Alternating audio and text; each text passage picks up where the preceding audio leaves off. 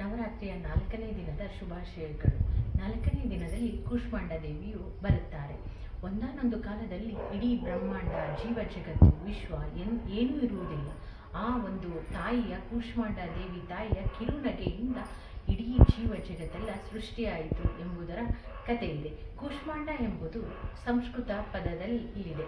ಕೂಷ್ಮಾಂಡ ಎಂಬುದು ಕೂ ಎಂದರೆ ಸಣ್ಣ, ಉಷ್ಣ ಎಂದರೆ ಉಷ್ಣತೆ, ಅಂಡ ಎಂದರೆ ಮೊಟ್ಟೆ. ಇದು ಮೂರನ್ನು ಸೂಚಿಸುತ್ತದೆ ಕೂಷ್ಮಾಂಡ.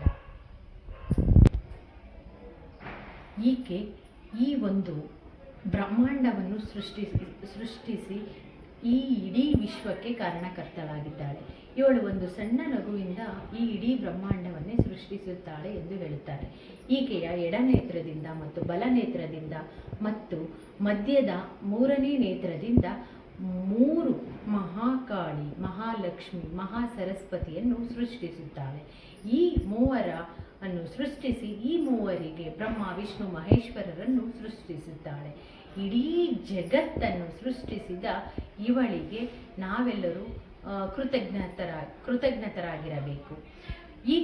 ಈಕೆಯು ಸೃಷ್ಟಿಕರ್ತಳು ಎಂದರೂ ತಪ್ಪಾಗುವುದಿಲ್ಲ.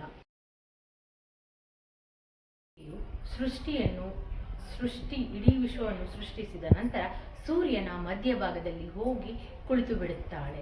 ಈ ಇಡೀ ವಿಶ್ವಕ್ಕೆ ಕಾರಣವಾದ ಕೂಷ್ಮಾಂಡ ದೇವಿಗೆ ನಮ್ಮೆಲ್ಲರ ಧನ್ಯವಾದಗಳನ್ನು ಹೇಳೋಣ. Thank you.